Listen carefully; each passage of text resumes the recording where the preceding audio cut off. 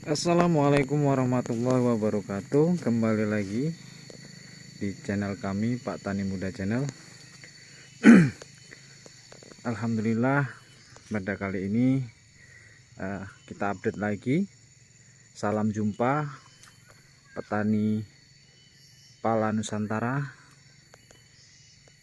Ini sudah lama sekali kita tidak update perkebunan pala kita. Nah, pada hari ini kita akan memetik pala lagi, yang mungkin bulan lalu pertengahan puasa kita sudah memetik, namun hanya kita pilih yang tua-tua saja. Hari ini kita akan melihat perkebunan kita dan buah-buah pala kita. Ini sahabat-sahabat sekalian, ini pala kita yang berbuah cukup lumayan. Alhamdulillah, walaupun tidak begitu lebat karena ini sudah mulai akhir musim. Mulai memasuki musim kemarau, sekitar 15 hari sudah tidak hujan. Namun alhamdulillah pohon-pohon pala kita ini masih tetap hijau. Nah, ini perlu kita ketahui sahabat petani pala sekalian, bagaimana cara merawat pohon-pohon pala kita agar tetap hijau di kala musim kemarau dan juga tidak begitu banyak rontok ketika musim hujan. Namun saat ini saya juga masih dalam tahap belajar ya sahabat-sahabat sekalian, untuk menangani dan mencoba berbagai macam cara agar supaya pertumbuhan dan juga perkembangan pala kita bisa berbuah lebat dan juga tidak rontok. Nah, ini pala-pala yang sudah kita petik ini belum kita punguti. Saya sempatkan untuk membuat video untuk sesi dokumentasi dalam setiap kali saya memetik buah pala.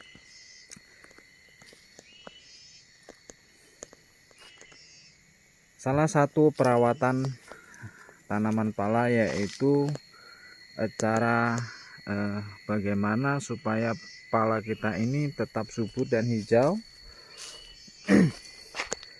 walaupun kita tidak melakukan pemupukan secara maksimal. Salah satunya yaitu dengan cara kita membersihkan rumput ini tidak menggunakan obat pembasmi rumput. Ini sangat mempengaruhi postur tanah kita, karena di dalam obat pembasmi rumput terdapat banyak sekali senyawa kimia yang bisa mengakibatkan pertumbuhan pohon pala kita ini sistem metabolismenya terganggu akibat obat tersebut. Karena obat tersebut ketika kita semprotkan di rumput-rumput, otomatis dia akan sampai di tanah dan mengenai akar pohon pala kita. Nah, jadinya obat tersebut pembasmi rumput itu bila mana mengenai akar pohon pala, akar itu akan mengering. Otomatis sistem metabolisme dan juga sistem pertumbuhan pala kita akan terganggu. Nah, oke teman-teman, ini adalah perkebunan kita yang bulan lalu kita update. Ini sudah kita babat menggunakan mesin 1 hari yang lalu, dan hari ini saya memetik pala. Kita perlihatkan pala kita yang sudah saya petik namun belum saya punguti. Ini masih cukup, alhamdulillah teman-teman. Walaupun bulan lalu sudah saya petik, namun ini buahnya masih cukup lumayan. Walaupun tidak begitu lebat, namun karena diameter pohon ini sudah cukup besar, jadinya sisa-sisa buah pala yang kita petik bulan lalu masih cukup lumayan. Kita lihat juga yang masih di pohon. Nah, seperti ini teman-teman. Nah, untuk sahabat yang mungkin akan memulai dan mungkin belum begitu paham dengan tanaman pala ketika sudah bereproduksi itu tidak berhenti. Jadi buahnya itu terus menerus, walaupun ketika tidak musim raya, buahnya ini tidak terlalu lebat, namun tetap masih ada buahnya. Nah, ini yang masih muda dan juga mengeluarkan kembang lagi. Ini pala betina tulen. Nah, ini salah satu pala yang super, pala yang cukup bagus, mengeluarkan bunga tunggal. Palanya juga cukup besar-besar ya teman-teman, bisa kita lihat cukup besar.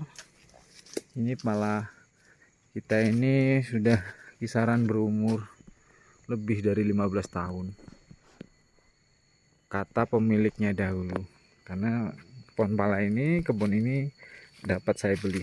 Oke, kita bisa lihat tanaman pala kita. Ini buahnya masih cukup lumayan.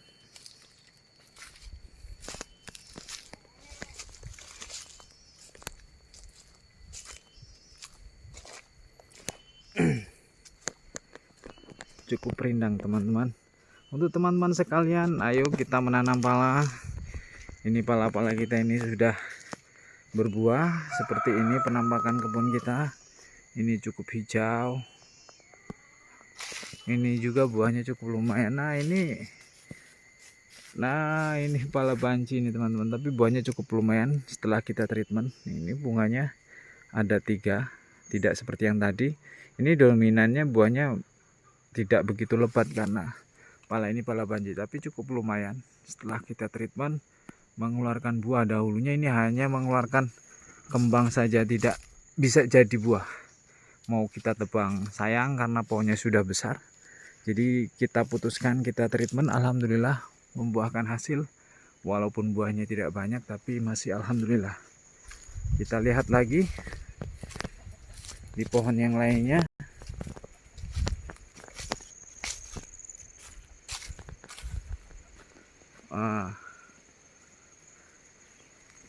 Ini buahnya juga cukup lumayan.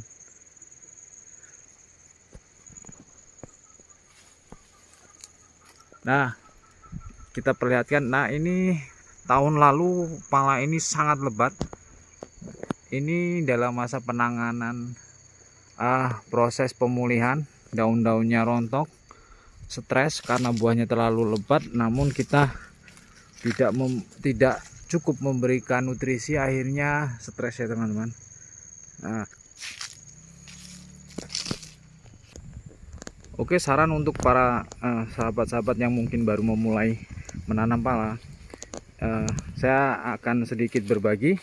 Ketika sahabat-sahabat menanam pala kisaran masih berumur di bawah 2 tahun, sebaiknya apabila mulai memasuki musim kemarau, perkebunan sahabat-sahabat sekalian jangan terlalu bersih, karena nantinya akan terik sekali. Dan pala ketika umur di bawah 1 tahun ataupun di bawah 2 tahun itu masih rentan stres ataupun bisa mati. Jadi sebaiknya tanaman teman-teman lebih baik bongkor, namun rumput-rumputnya jangan sampai menutupi tanaman pala kita. Nah, itu lihat teman-teman. Nah, itu yang masih banyak pala yang masih kecil-kecil ya, saya tanam mungkin umur setahun setengah. Jadi tidak saya bersihkan begitu bersih karena takutnya mati, karena ini memasuki musim kemarau. Jadi sebaiknya lebih baik rumputnya kita diamkan terlebih dahulu.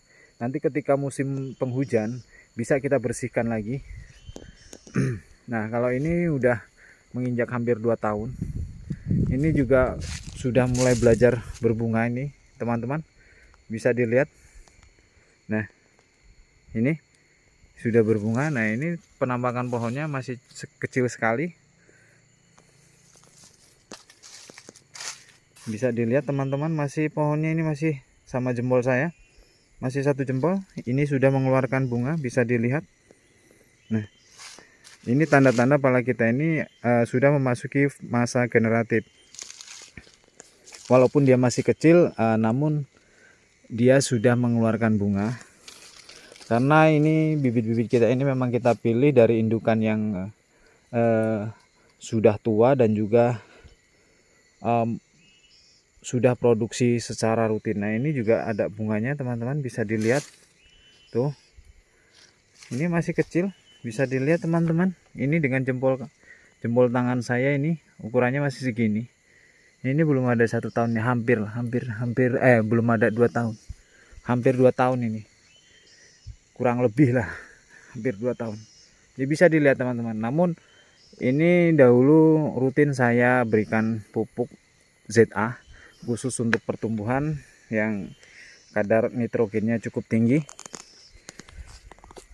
Dulu rutin ketika masih umur di bawah 1 tahun, setiap 3 bulan sekali saya berikan 1 sendok makan pupuk di sekelilingnya, lalu tanah di atasnya saya cangkol, saya gemburkan agar supaya nutrisi mudah diserap oleh akar-akar tanaman.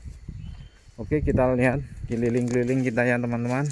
Itu yang di bawah masih bongkor.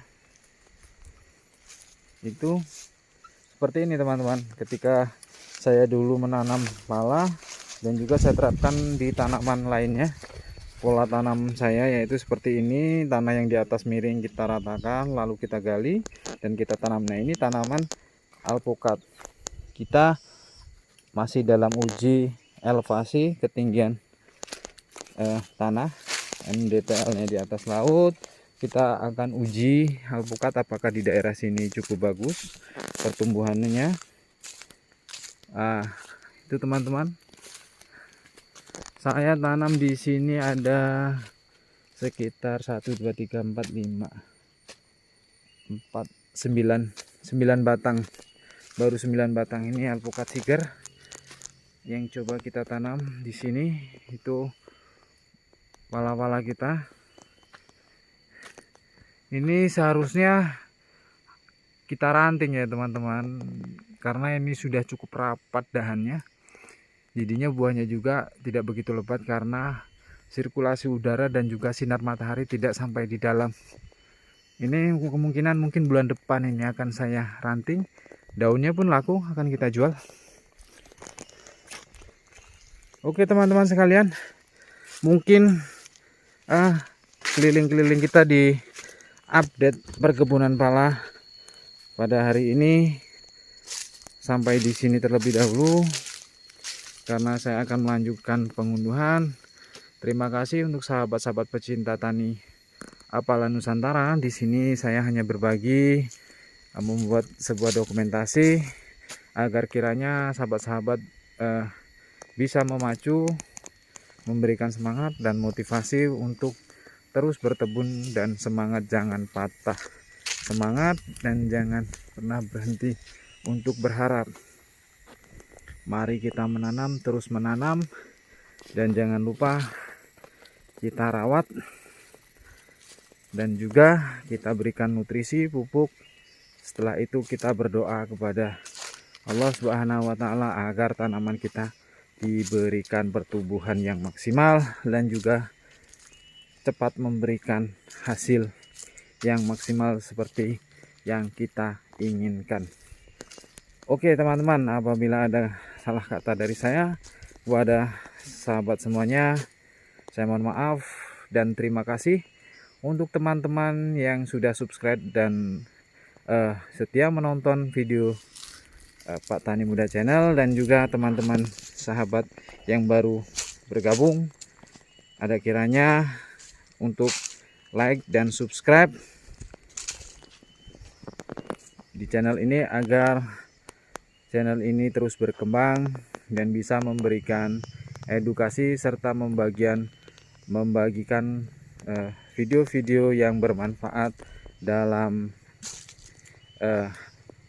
pertanian Nusantara, khususnya tanaman-tanaman pala yang sudah bereproduksi dan juga perawatan. Oke, terima kasih untuk semuanya, dan kepada Allah apabila saya ada kesalahan saya mohon ampun. Akhirul kalam, wabillahi taufik wal hidayah. Wassalamualaikum warahmatullahi wabarakatuh.